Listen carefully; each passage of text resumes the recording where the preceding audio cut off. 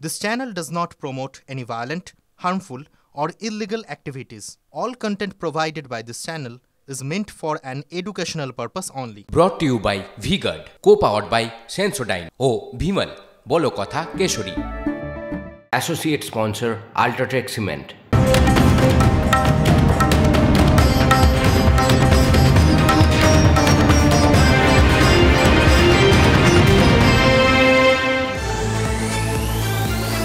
নমস্কার, TV9 বাংলায় আপনাদের সকলকে স্বাগত। বেলা 12টা শুরু করছি প্রেস কর্নার। উত্তরবঙ্গে লাগাতার বিপর্যয় চলছে, আর তার মধ্যেই একটা ভয়ঙ্কর দুর্ঘটনা, যে দুর্ঘটনায় এখনো পর্যন্ত মৃতের সংখ্যা বেড়ে হয়ে গিয়েছে 11। কেন এই দুর্ঘটনা, তার ছানবিন চলছে। সব আপডেট নিয়ে শুরু করছি প্রেস কর্নার। আপনাদের সঙ্গে আমি মঞ্জিরা, আমি তনিষ্ঠা রয়েছি আপনাদের সঙ্গে। প্রেস কর্নারের সব খবরের লেটেস্ট আপডেট দেবো এবং আমাদের প্রতিনিধিরা গ্রাউন্ড জিরোয় রয়েছেন, তুলে ধরবেন সমস্ত তথ্য এই প্রেস কর্নারে।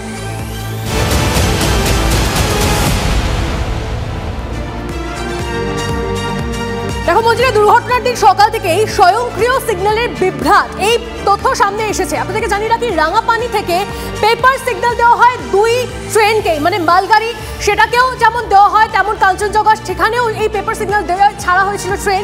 কাঞ্চনজঙ্ঘা ও মালগাড়ি দুই ট্রেনকেই পেপার সিগন্যাল দেওয়া হলেও 9টি লাল সিগন্যাল পার করার ছাড়পত্র দেওয়া হয়েছিল এবং TV9 বাংলার হাতে রাঙাপানি স্টেশনের ইস্যু করা জোড়া নথিও এসছে, যদিও সেই নথির সত্যতা যাচাই করেনি TV9 বাংলা।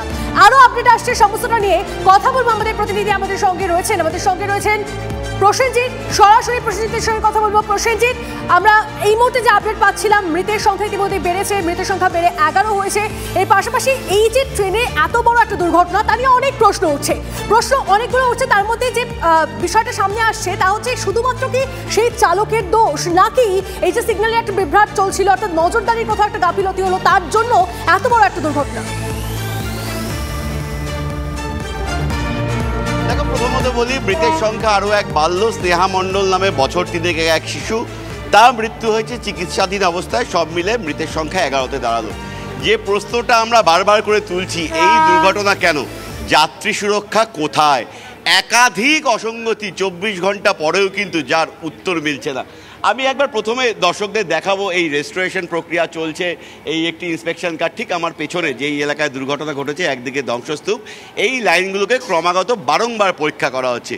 এটা যদি একটা দিক হয়, আরও একটা দিক নিঃসন্দেহে রেলের তরফে কোথাও কোনো গাফিলতি আছে কিনা।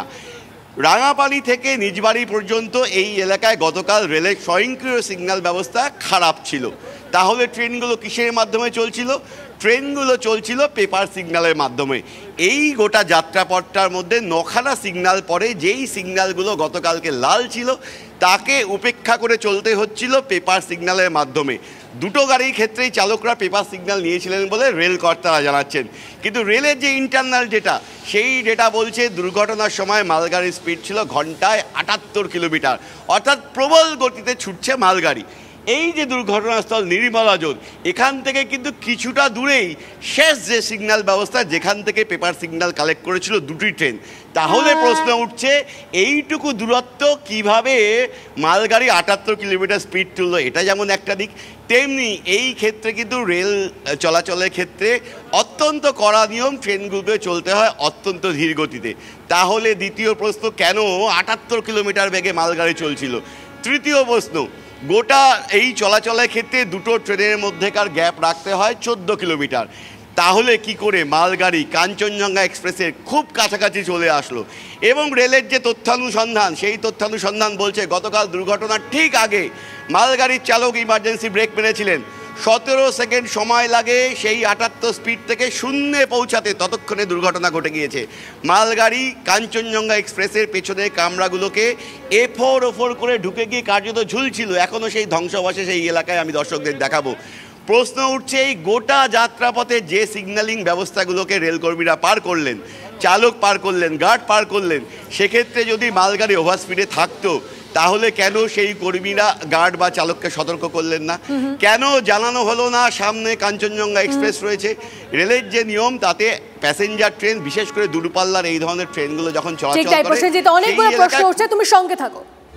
তনিষ্ঠা, অনেকগুলো প্রশ্ন প্রসেনজিৎ আমাদের সামনে তুলে ধরলো। এই প্রশ্নের উত্তরই এখন এই মুহূর্তে সকলে খুঁজছে। আমাদের সঙ্গে এই মুহূর্তে অবসরপ্রাপ্ত লোকো পাইলট বিজয় বাহাদুর সিং রয়েছেন। মিস্টার সিং, আপনার কাছে আমার প্রশ্ন হচ্ছে যে 9টা সিগন্যাল পেরোলো মালগাড়ি, 3টে স্টেশন যেখানে পেপার সিগন্যাল দেওয়া হলো, এবং নিয়ম মেনে যদি আমরা চলি তাহলে রাত্রিবেলা 10 কিলোমিটারের বেশি গতি থাকার কথা না, 78 কিলোমিটার মালগাড়ির গতি। সেটা কিভাবে হলো, আপনার কি মনে হয়? আমার মনে হচ্ছে অ্যাকচুয়াল যদি 78 কিলোমিটার যদি স্পিড থাকে তাহলে নিশ্চয়ই ওই সেকশনে এটা ভুল হয়েছে। এবং হচ্ছে বলুন, শুনছি প্লিজ। হ্যাঁ, তাহলে ওই অত স্পিড হওয়া উচিত ছিল না। পেপার যেটা ইস্যু করা হয়েছিল অটো সেকশন, যা খবর দেখছি তাতে অটো সেকশন আছে, automatic signalling section. Starter signal খারাপ হয়েছিল, তার জন্য একটা পেপার ইস্যু করা হয়। ওই সেকশনে ঢোকার জন্যও একটা পেপার আছে, এবং ওই অটো সেকশনের 4-5 টাইপের পেপার ইস্যু হয়। এবার কিভাবে কি হয়েছে তার জন্য যদি ধরে নিই যে চালক নিয়ম মানেননি, কিন্তু স্টেশন মাস্টার তারও সেটা নজরদারি এড়িয়ে গেল বিষয়টা। ওটাই বলছি, চালক নিয়ম মানে নেই এটা আমি বলতে রাজি নয় পুরো। আর স্টেশন মাস্টার যে পেপার ইস্যু করেছেন ওটা রং পেপার ইস্যু হয়েছে, এবং যেটা রিসিভ করেছে সেটাও মনে হচ্ছে রং পেপার ইস্যু করা হয়েছে। পেপারটা কমপ্লিট না থাকলে ওর নেচারটা কত থাকবে, স্পিড থাকা উচিত ছিল। তার মানে স্টেশন মাস্টারেরও একটা দায় থেকে যায়। মিস্টার সিং, আর একটা বিষয় জানতে চাইবো। একই ট্র্যাকের উপরে দুটো গাড়ি চলে এলো, কিন্তু সবসময় আমরা জানি যে এক্সপ্রেস ট্রেনকে ছাড়তে গেলে মালগাড়িকে আলাদা করে সাইড করে রাখা হয়, তাহলে ট্র্যাক চেঞ্জ তখন হলো না কেন? এই বিষয়টাই গাফিলতি কার হতে পারে? না, অ্যাকচুয়াল এটা রিজনটা ও নয়। অ্যাকচুয়াল যেটা ইস্যু হয়েছিল সিস্টেমে, যেটা যে কাঞ্চনজঙ্ঘা আগে ছেড়ে দিয়ে গেছিল স্টেশন থেকে, তাকে পুরোপুরি নেক্সট স্টেশনে রিসিভ না করার পর্যন্ত কোনো গাড়ি ছাড়ার কথা ছিল না, যেহেতু অটো সিগন্যাল পুরো ফেল হয়েছে, পুরো অটো সিগন্যাল ফেল হয়েছে। এটা থাকার উচিত ছিল না। এবং কাঞ্চনজঙ্ঘা যতক্ষণ স্টেশনে ঢুকে যাবে তারপরেও স্টেশন মাস্টার যে ছাড়ার স্টেশন আছে সেখান থেকে প্রাইভেট নম্বর দিয়ে লাইন ক্লিয়ার দেবে, তবে ইনি ওই পেপারটা ইস্যু করে ওনাকে ছাড়বেন, এবং তার গতিটা নেক্সট স্টেশনে হোম সিগন্যাল অবধি যাবে। কিন্তু গাড়ি হোম সিগন্যালের মধ্যে ছিল, ব্লক সেকশনের মধ্যে ছিল, তারপরে ইস্যু করা হলো, এটা বহুত বড় বিরাট ভুল। অনেক ধন্যবাদ আপনাকে, অনেক ধন্যবাদ। Brought to you by Vguard, co-powered by Sensodyne ও ভিমল, বলো কথা কেশরী। Associate sponsor UltraTech cement.